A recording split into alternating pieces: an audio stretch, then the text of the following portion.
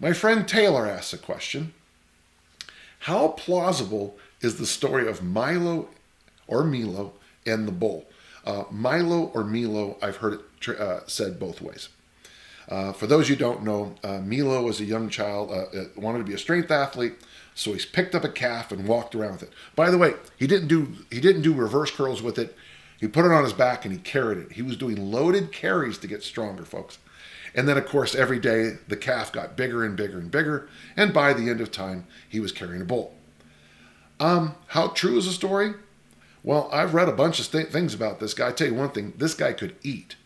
But I want to add one more thing, Taylor. Whether it's true or not, I don't care. Though actually, you could do worse than doing that every day.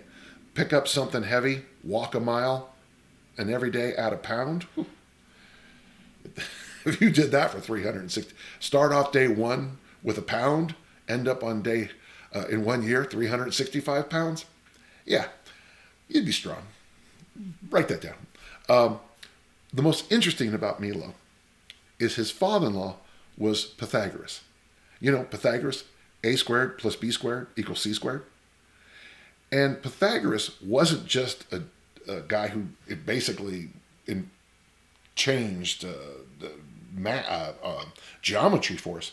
He was also a philosopher, but he was also a coach at the Olympics. I like this guy. One little thing. So your father-in-law is Pythagoras, and Pythagoras, by the way, is very famous for how you should achieve immortality. He said, write a book, plant a tree, build a house, have a child. Isn't that lovely? Those are the 4 styles of immortality. So I am thinking that what you need to know from this story, true or false, is this. And there's 2 things.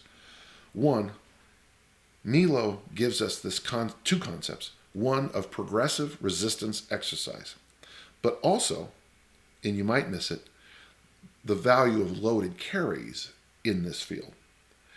Number 2 is the influence of Pythagoras. Now, Pythagoras and that whole group, Euclid and the gang, gives us something called geometry.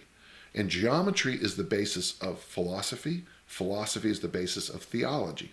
But I also argue that geometry is the basis of appropriate strength training. The first question I always ask people is, what are your, given to prove, geometric proofs? The first question I usually ask somebody is, what equipment do you have? And they say, I've got this and this. Oh, okay. That's your givens. What exercises do you know? Well, I know these 5.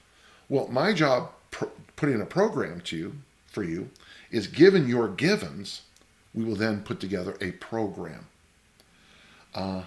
It all comes from geometry. The bulk of my coaching comes from geometry. And I have to give a thank you to Pythagoras and, of course, his son-in-law, Milo.